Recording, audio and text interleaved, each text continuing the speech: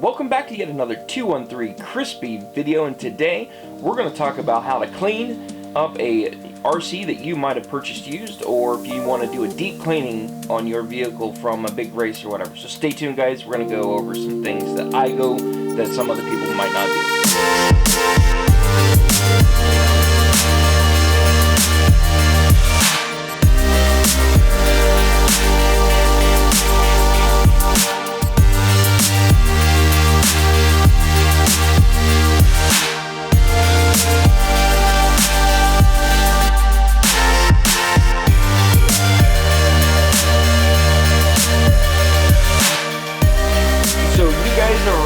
Probably have already seen my short course 10 4x4 that I had purchased used. It showed up a few days ago. Started tearing it apart. Unfortunately, the first time I recorded this, I did not have any audio because a goof like myself forgot to turn the microphone on. Yes, I know we all make mistakes, but this is relatively been torn apart and has been cleaned. But I am going to show you step by step and bring you along the way on what I do and why I do it. The biggest thing I can stress is this was a used short course truck, SC10 4x4 by Associated, and I purchased it used off of Facebook Marketplace. I spent 90 bucks on it, and I don't know the history of this particular vehicle.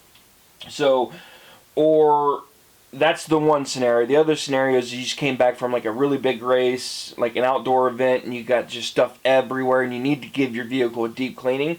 So what I suggest to anybody, especially if you get a used vehicle from anybody, even if it's from a friend, you just don't know the maintenance history on your vehicle.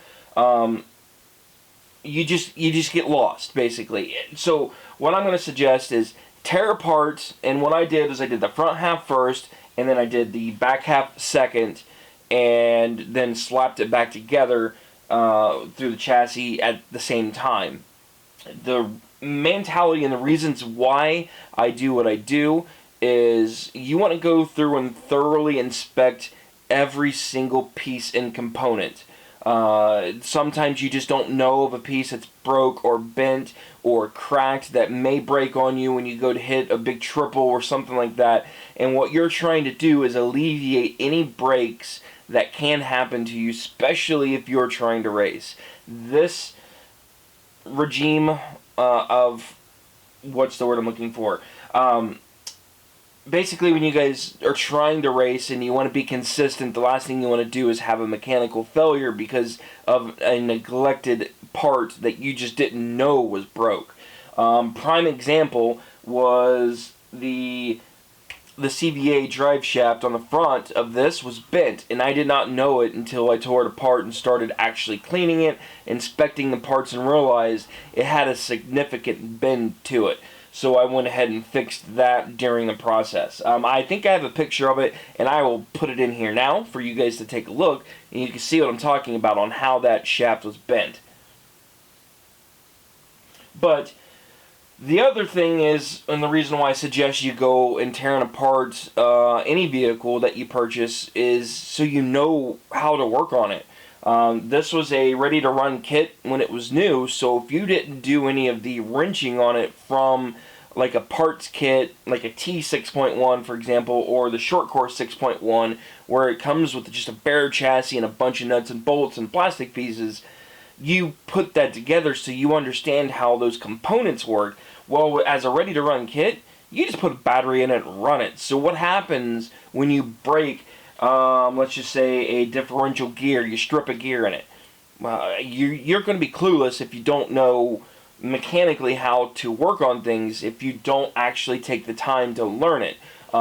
Being this is fully stripped, it was extremely dirty when we started, which is why I wanted to do a deep cleaning, but I also discovered a few broken pieces along the way, and I also lost a couple screws.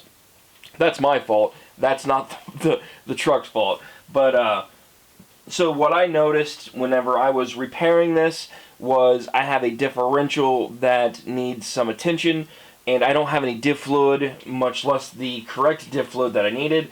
But this front diff is messed up real bad. The front's actually not bad, it's the back. So this back diff, so if I hold this with one finger, I can sit here and spin this, and this back diff is extremely loose.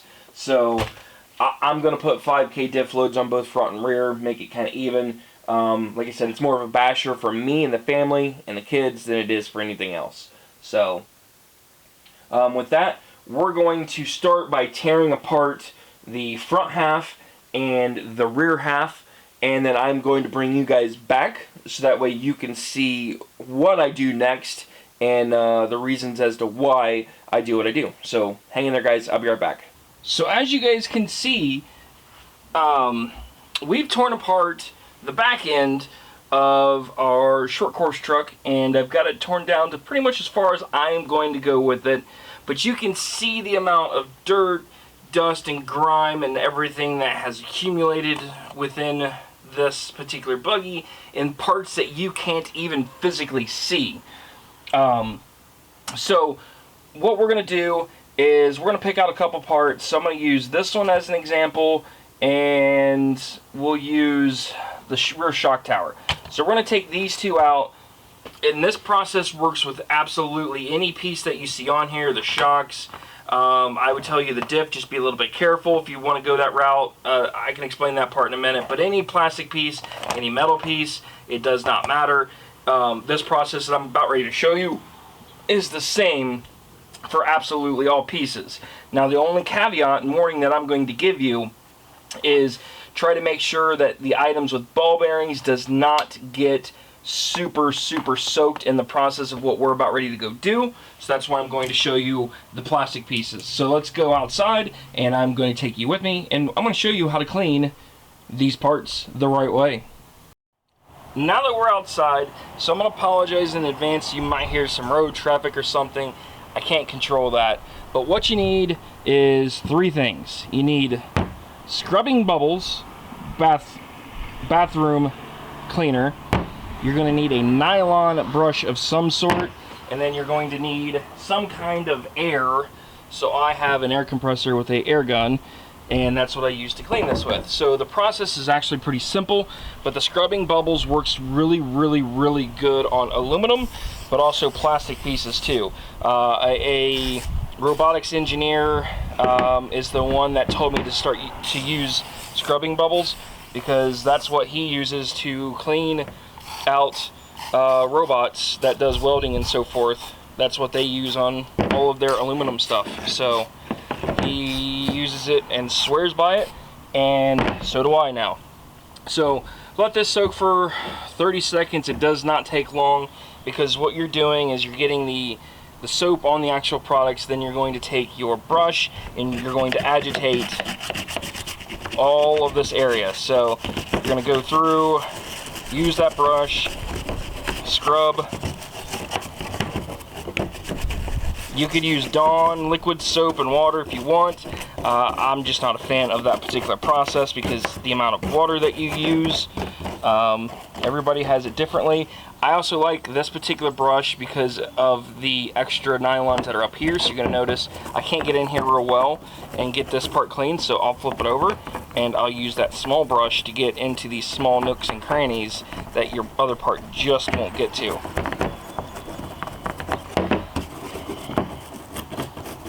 So give it a nice thorough cleaning. You might have to hit it twice, especially with something as dirty as this is. We're probably going to have to hit it twice. So you know what, I'm going to rinse this with water. I got my water hose right behind me.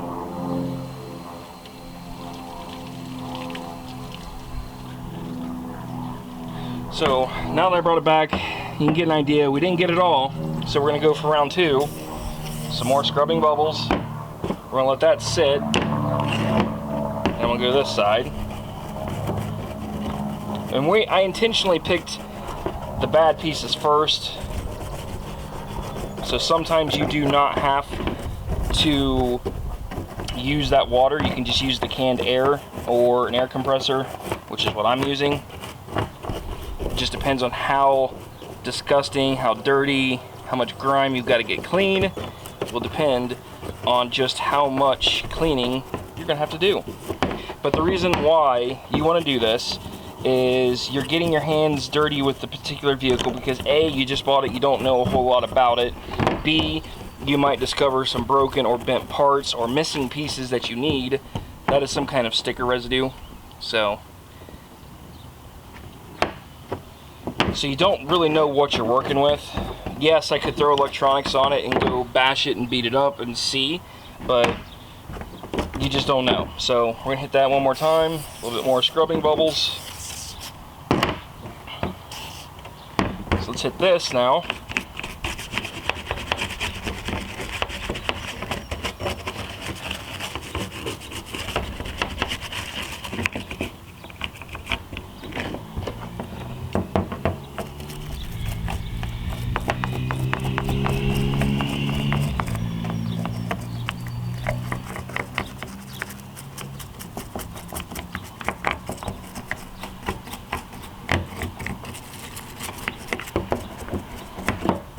Now, unfortunately, it takes a little bit of time to clean everything, so just don't get in a big hurry.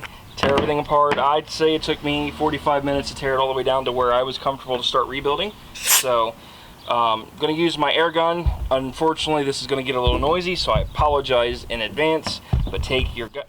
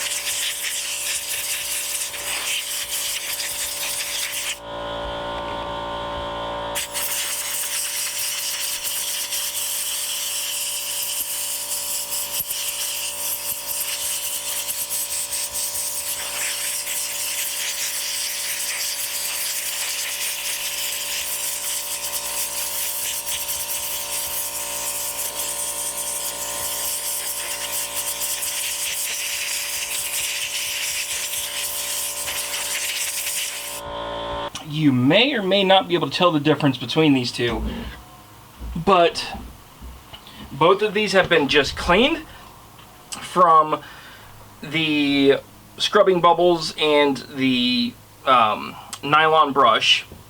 The difference is this one has been treated and this one has not. And what I am using to treat everything is I am using Arm & Hammer, spraying a little bit on a rag, like 1-2 squirts. Don't need a whole lot, so we're just going to do one good healthy squirt. Then you're going to take that particular part and just gently go across all of the plastic.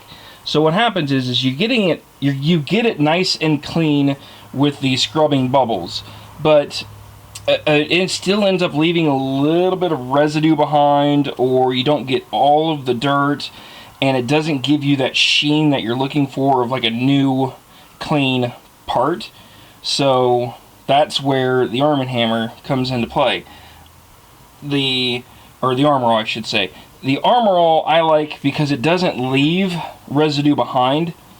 There is some products out there that will leave kind of like a shiny finish, and that's not what I'm looking for. So to give you an idea of what I'm talking about is this piece right here. This piece has been cleaned and has been armor-alled, and you can tell it's nice, clean, and it's not like crazy shiny. It just looks like it's new plastic, and that's what I'm going for.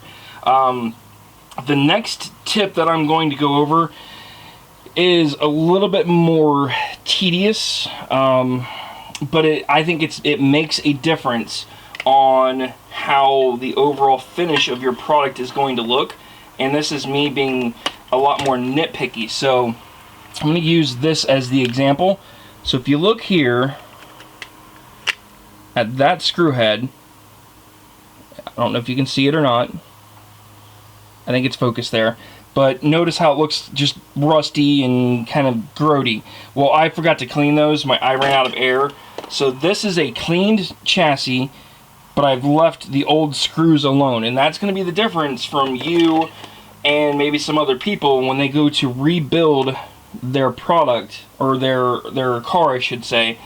They are going to take this old hardware, because there's really nothing you can do to it to actually make this better without doing something to it. I don't think it's going to focus, but basically it's a rusted head. And what you do with that is, I will take a air die grinder with a metal blade, or tip I should say, brush on the end, hold it, and just sit here and go around with it. And I'm going to hook this up. I'll bring you guys back. So fair warning, next clip it's going to be a little bit of a loud noise from this die grinder, so I apologize in advance. Noise alert. So I will do it on dog bones, I'll do it on your linkage arms, and the heads. So to give you an idea, let's just go ahead and do this dog bone real fast.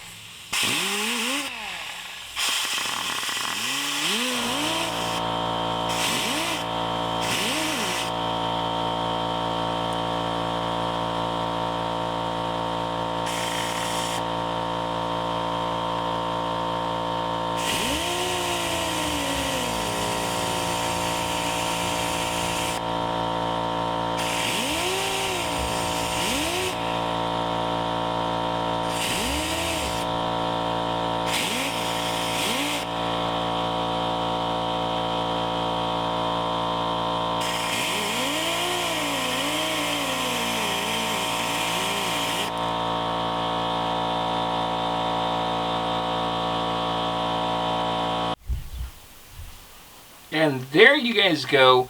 We've got ourselves a fully cleaned and pretty much assembled short course 10 4x4. Now I do have a couple braces in the middle, cap to put on, but I'm waiting till I get my electronics and my motor before I'm putting all this completely back together, because I gotta get access to here anyway.